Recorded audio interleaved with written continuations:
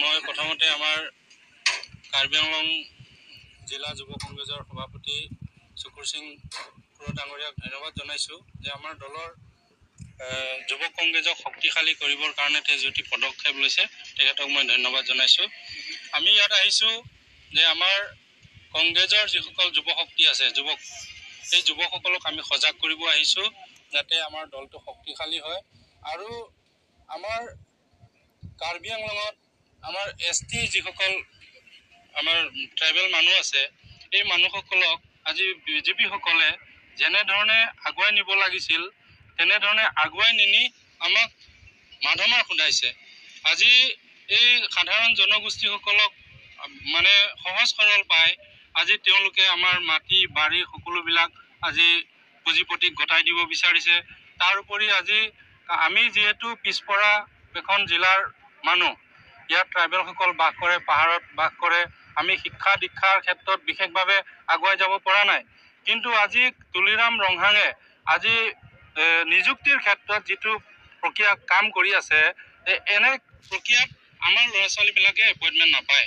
আজি ADRE পৰীক্ষাৰ নামত আজি অসম বেচিছত যিটো পৰীক্ষা তেওঁলোকে পাতে, কিন্তু এই কম্পিটিশ্যন পৰীক্ষাত আমাৰ ল'ৰা ছোৱালীবিলাকে ইয়াত মানে কম্পিটিশ্যন কৰিব নোৱাৰাৰ কাৰণে আজি আমাৰ ল'ৰা ছোৱালীবিলাক পিছ পৰি গৈছে বা চাকৰি বাকৰি পোৱাৰ ক্ষেত্ৰত আগবাঢ়ি যাব পৰা নাই।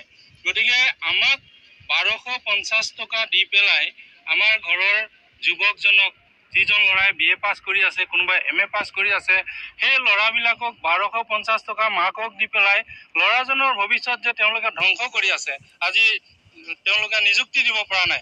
এইখিনিক লৈ পেলাই আমি যুৱকসকলক আমি সজাগ কৰিব বিচাৰিছোঁ যাতে 1250 টকাৰ বিনিময়ত তোমাৰ শিক্ষাৰ মূল্যটো বিক্ৰী নহয়।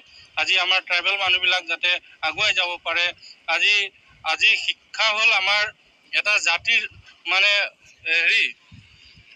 য'ত শিক্ষা নাই সেই জাতিৰ কোনো উন্নতি নাই, হয় নে নহয়? কিন্তু আজি আমাৰ পাহাৰে ভৈয়ামে যিবিলাক স্কুল আছে, আপুনি গৈ চাব শিক্ষক নাই। আজি 16 চনৰ পিছৰ পৰা হাইস্কুলবিলাকত, মই যদি মিছা কৈছোঁ আপুনি নিজে যাওক, কোনোবা এখন হাইস্কুলত যদি এজনমান শিক্ষক এপইণ্টমেণ্ট হৈছে, তাৰমানে শিক্ষক নাই মানে শিক্ষাৰ অৱস্থা বেয়া। আজি LP স্কুলবিলাক বহুত স্কুল উঠি গৈছে। এই ক্ষেত্ৰত তুলিৰাম ৰঙাঙে আজিলৈকে গুৰুত্ব দিয়া নাই যে আমাৰ ট্ৰাইবেল ল'ৰা ছোৱালীবিলাকক, আমাৰ যিহেতু পাহাৰৰ পৰা দূৰ অঞ্চলৰ পৰা আমি প্ৰাইভেট স্কুলবিলাক ক'ত আছে, য'ত চহৰ অঞ্চল আছে, য'ত মানে জনসংখ্যা বেছি আছে, তাতহে প্ৰাইভেট স্কুল আছে। সেই পাহাৰৰ পৰা ইয়াত আমাৰ প্ৰাইভেট স্কুলত পঢ়াবৰ কাৰণে আমাৰ মানুহবিলাকৰ তেনেকুৱা টকা পইচা নাই। গাঁৱৰ স্কুলখন যেতিয়া উঠি গৈছে, আমাৰ ল'ৰা ছোৱালীবিলাক শিক্ষাৰ ক্ষেত্ৰত পিছ পৰিছে। এই বিভিন্ন সমস্যাবিলাক আমাৰ মাজত আছে। এই সমস্যাবিলাক দূৰ কৰিবলৈ হ'লে আমাৰ যুৱকসকল যে ওলাই আহিব লাগিব। আমাৰ কাৰ্বি জাতিটো যদি শক্তিশালী কৰিব হ'লে আমাৰ হাতত এই যুৱ শক্তিটো আমাক লাগিব। আৰু যুৱকসকলক সজাগ কৰিবৰ কাৰণে আমি এনেধৰণৰ কাৰ্যসূচীবিলাক আমাৰ লৈছে আৰু আমি আহিছোঁ। আপোনালোক সজাগ হওক, নহ'লে আদানী আম্বানীৰ হাতত আমাৰ গোটেই জিলাখন বিক্ৰী হ'ব আৰু হিমন্ত বিশ্ব শৰ্মাৰ চক্ৰান্তত এইবিলাক আমাৰ গোটেই সম্পত্তিবিলাক গুচি যাব, আমাৰ ল'ৰা ছোৱালীবিলাক নিবনুৱা হ'ব।